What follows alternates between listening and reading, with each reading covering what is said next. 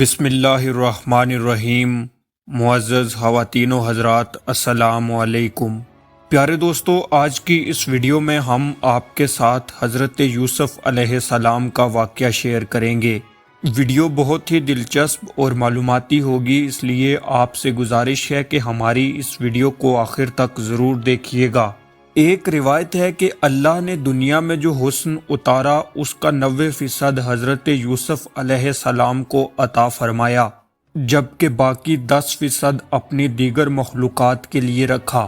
حضرت یوسف علیہ السلام مسلمانوں، یہودیوں اور عیسائیوں کے مشترکہ پیغمبر ہیں۔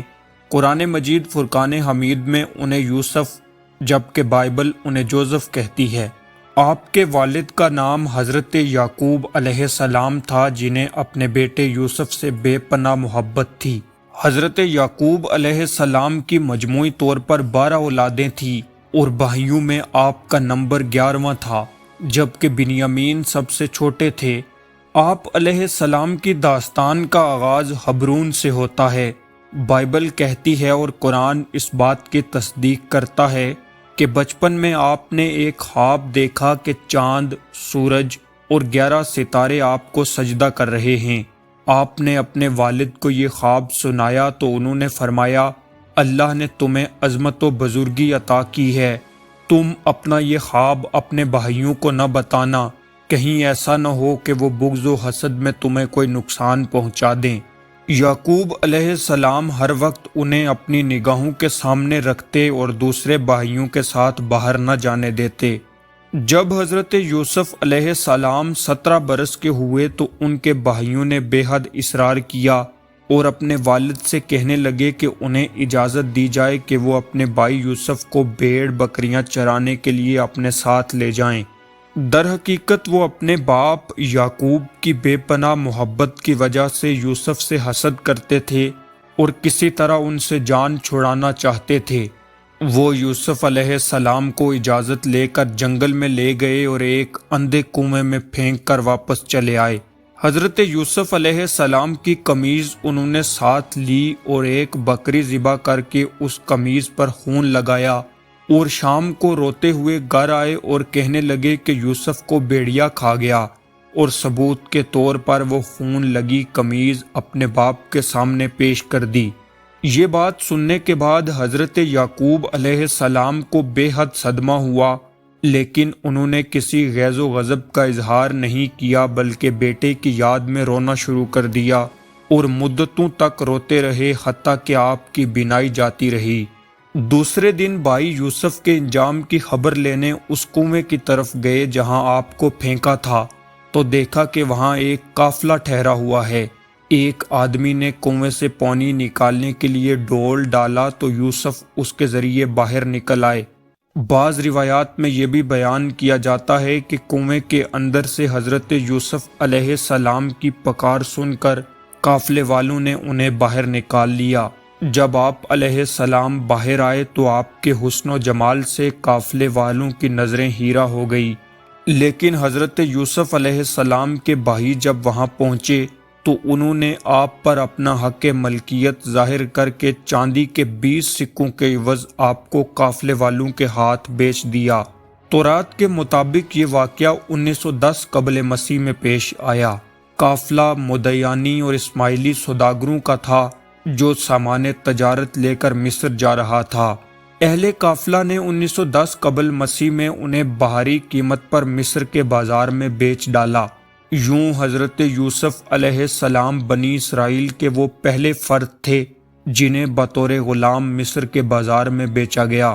اس کے بعد بنی اسرائیل نے مسلسل 470 برس تک مصریوں کی غلامی کی، حتیٰ کہ حضرت موسیٰ علیہ السلام نے انہیں 1440 قبل مسیح میں اس سے نجات دلائی۔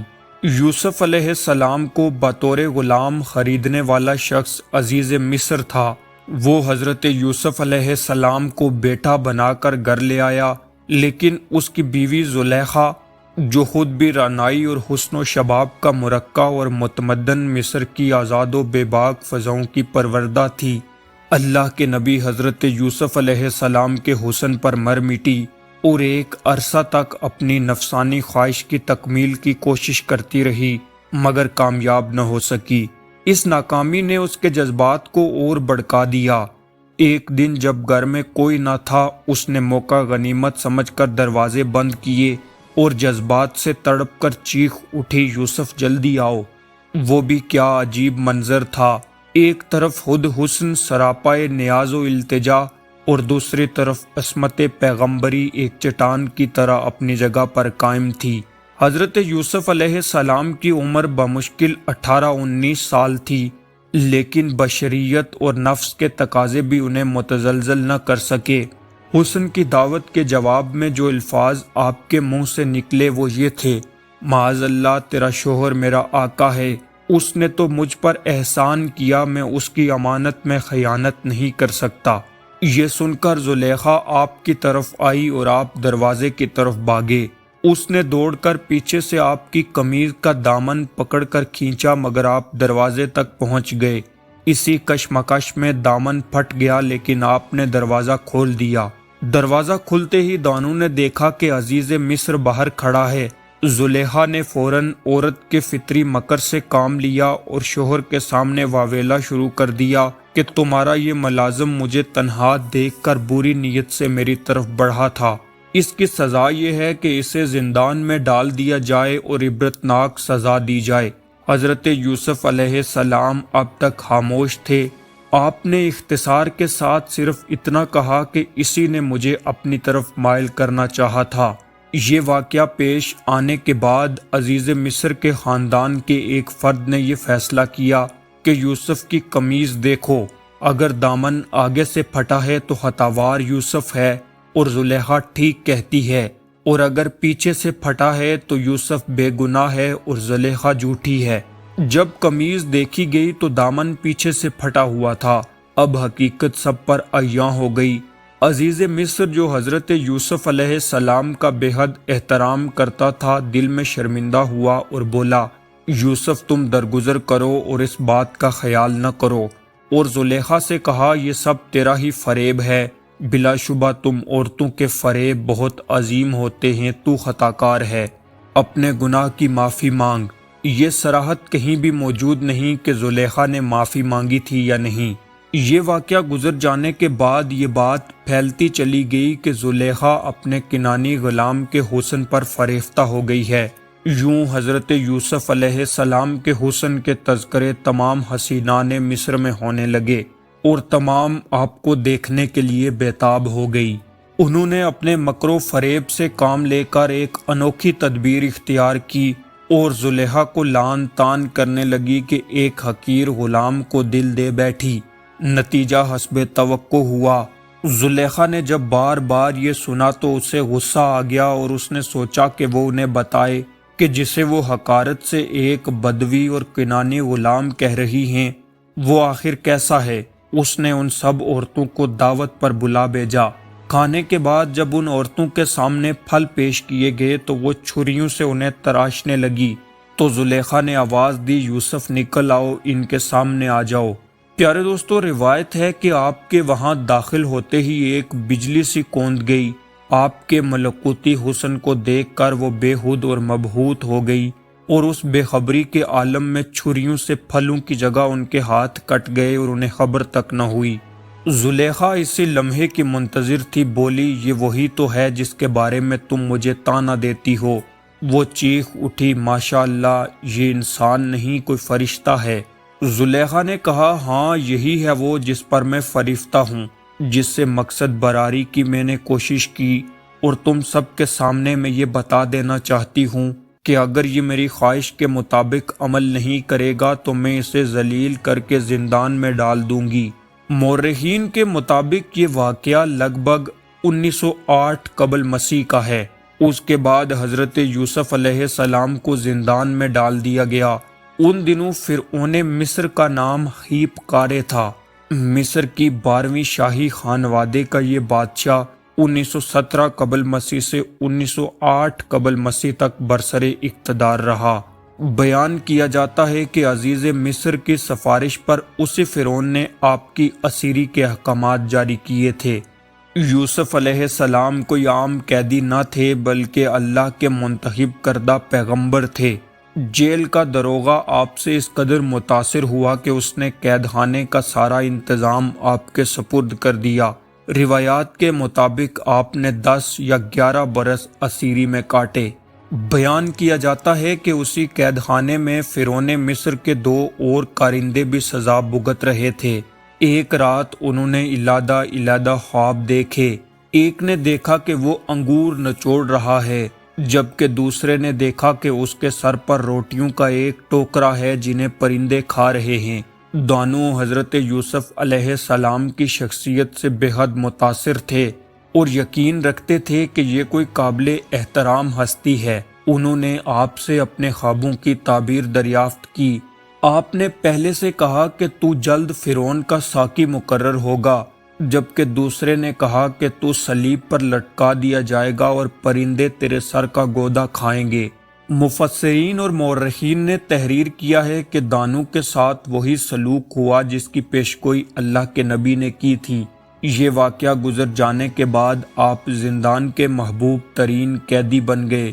تمام قیدی آپ کی صحبت میں بیٹھنے کو فخر محسوس کرتے اور آپ علیہ السلام بھی انہیں صراط مستقیم پر چلنے کا درس دیتے اور اپنی زندگیاں قانون قدرت کے مطابق بسر کرنے کی تلقین فرماتے۔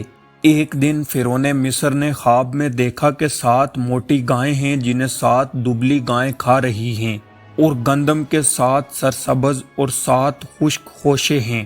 تمام درباریوں سے اس کی تعبیر پوچھی گئی لیکن وہ نہ بتا سکے۔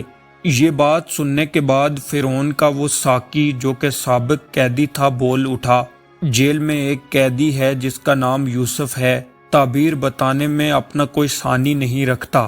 یوں فرعون نے تعبیر کی خاطر حضرت یوسف علیہ السلام کی جانب ایک قاصد کو روانہ کیا۔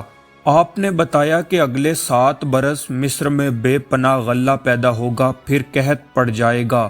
یہ سن کر بادشاہ نے فوراً آپ کو رہا کرنے کے احکامات صادر کر دیے، لیکن آپ نے اس وقت تک باہر آنے سے انکار کر دیا جب تک خود فتنہ گران مصر اپنے مکر و فریب کا اعتراف نہ کر لیں اور آپ کی پاک دامنی کی گواہی نہ دیں۔ آپ علیہ السلام نے فرمایا کہ فرعون سے کہو پہلے زلیخا اور ان عورتوں کے متعلق حقیقت حال معلوم کرے جنہوں نے اپنے ہاتھ کاٹ لیے تھے۔ فرعون نے تفتیش کی اور دعوت میں شرکت کرنے والی عورتوں سے پوچھا کہ اس وقت کیا ہوا تھا کہ جب تم نے یوسف کو اپنی طرف مائل کرنا چاہا؟ انہوں نے کہا ہم نے اس میں کوئی برائی نہیں دیکھی۔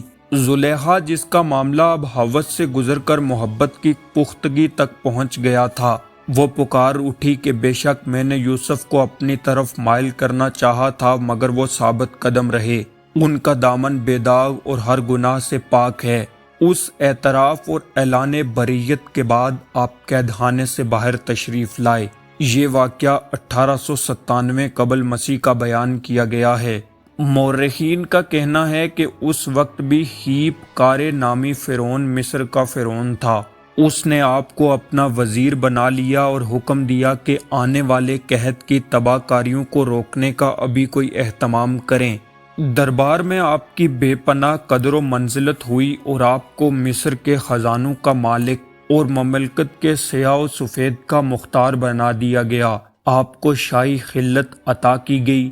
فرعون نے اپنی انگشتری آپ کے ہاتھ میں پہنا دی اور ایک رتھ میں بٹھا کر آپ کا شاہی جلوس نکالا گیا۔ اعلان ہوا کہ فرعون نے آپ کو حاکم مصر مقرر کیا ہے، لہٰذا تمام رعایا آپ کی اطاعت کرے۔ قرآن مجید فرقان حمید میں ہے کہ آپ نے مالیات اور خزانے کے معاملات اپنی درخواست پر اپنے ذمے لیے تاکہ اپنے حسن انتظام سے مصر کو آنے والے قحط سے بچا سکیں۔ تورات میں بیان کیا گیا ہے کہ آپ نے ملک کے دورے کیے، کثرت سے زراعت کروائی، غلے کو نہایت احتیاط سے جمع کرواتے رہے، اور جب مصر میں قحط پڑا تو اس طریقے سے اس کی تقسیم کرائی کہ قحط کا احساس تک نہ ہوا۔ دوران قحط حضرت یوسف علیہ السلام نے اپنے تمام بیٹوں کو کہا کہ تم بھی غلہ لینے کے لیے مصر جاؤ۔ جب تمام بھائی مصر پہنچے تو حضرت یوسف علیہ السلام نے انہیں فوراً پہچان لیا، لیکن آپ کے بھائی آپ کی شان و شوکت کے باعث آپ کو پہچان نہ سکے۔ آپ نے ان سے گفتگو کی، والد کا حال دریافت کیا اور اپنے سب سے چھوٹے بھائی بنیامین کے بارے میں پوچھا اور کہا کہ اگلی مرتبہ جب آؤ تو اپنے آخری بھائی کو ساتھ لانا ورنہ غلہ نہیں ملے گا۔ اس کے بعد اپنے کارکنوں کو حکم دیا کہ ان کی تمام رقم بھی ان کے بوروں میں واپس رکھ دو۔ اگلی بار جب حضرت یوسف علیہ السلام بنیامین کو اپنے ساتھ مصر لے گئے تو حضرت یوسف علیہ السلام نے بنیامین کو اپنا تعارف کروایا اور اسے اپنے پاس روک لینے کی ترکیب بتائی۔ یوں جب تمام غلہ جمع کر کے ان کے بھائیوں کے حوالے کیا جانے لگا تو شاہی پیمانہ جس سے تول تول کر غلہ ڈالا جاتا تھا وہ بنیامین کے بورے میں رکھ دیا۔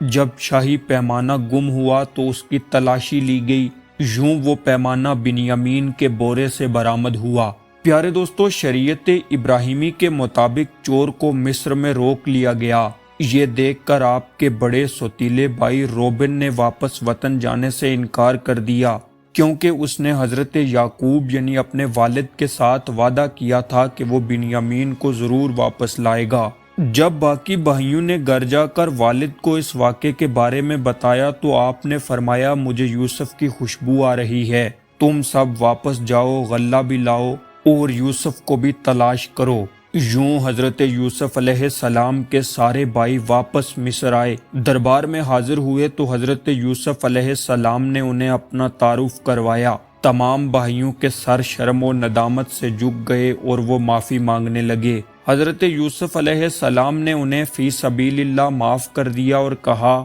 میری یہ قمیض اپنے ساتھ لے جاؤ، اسے والد کے چہرے پر ڈالنا، ان کی بینائی لوٹ آئے گی اور پھر انہیں اپنے ساتھ مصر لے آنا۔ آپ کے والد حضرت یعقوب علیہ السلام 1888 قبل مسیح میں مصر پہنچے۔ وہاں پر 70 رکنی قافلے کا استقبال حضرت یوسف علیہ السلام نے شہر سے باہر نکل کر کیا۔ بچھڑے ہوئے باپ بیٹے 40 سال بعد ملے اور گلے لگ کر دیر تک روتے رہے۔ یوسف علیہ السلام نے اپنے والدین کو تخت پر بٹھایا اور 11 بھائی نیچے کھڑے ہو گئے۔ اس کے بعد سورج، چاند اور 11 ستارے سجدے میں گر پڑے اور یوسف بول اٹھے، اے میرے باپ، یہ ہے میرے خواب کی تعبیر۔ اس وقت کے فرعون نے بھی حضرت یوسف علیہ السلام کے عزیز و اقارب کو بے حد عزت اور توقیر دی۔ جوشن کا علاقہ جاگیر میں دے کر انہیں وہاں آباد کر دیا۔ وہ دریائے نیل کا ڈیلٹا اور مصر کا انتہائی زرخیز علاقہ تھا۔ 130 برس کی عمر میں حضرت یعقوب علیہ السلام نے 1857 قبل مسیح میں وفات پائی اور آپ کی نعش کو مصری رسم کے مطابق حنوط کیا گیا۔ 40 دن بعد آپ کی وصیت کے مطابق حضرت یوسف علیہ السلام خاندان کے کچھ دوسرے افراد کے ساتھ آپ کی نعش لے کر کنعان آئے اور حبرون میں حضرت ابراہیم اور حضرت اسحاق کے پہلو میں دفن کیا۔ پیارے دوستو، حضرت یوسف علیہ السلام کا وصال 110 برس کی عمر میں 1817 قبل مسیح میں ہوا اور آپ کو مصر میں دفن کیا گیا۔ آپ نے اپنے بھائیوں کو وصیت کی کہ جب بنی اسرائیل مصر سے کنعان جائیں تو میری لاش بھی اپنے ہمراہ لے جائیں۔ یوں 400 سال بعد جب حضرت موسیٰ علیہ السلام بنی اسرائیل کو لے کر مصر سے نکلے تو آپ کی نعش بھی ساتھ لے گئے اور بالآخر آپ اپنے جلیل القدر دادا اور اپنے باپ کے پہلو میں دفن ہوئے۔ پیارے دوستو، یہ تھی حضرت یوسف علیہ السلام سے متعلق ہماری آج کی ویڈیو۔ ہم امید کرتے ہیں کہ آپ کو ہماری یہ ویڈیو پسند آئی ہوگی۔ ویڈیو پسند آنے کی صورت میں اسے لائک کر کے اپنے دوستوں کے ساتھ شیئر کر دیجئے۔ مزید ایسی ہی معلوماتی ویڈیوز کے لیے ہمارے چینل کو سبسکرائب کر لیجئے۔ آپ سے ملاقات ہوتی ہے اسی طرح کی ایک اور نئی ویڈیو میں۔ تب تک کے لیے اللہ حافظ۔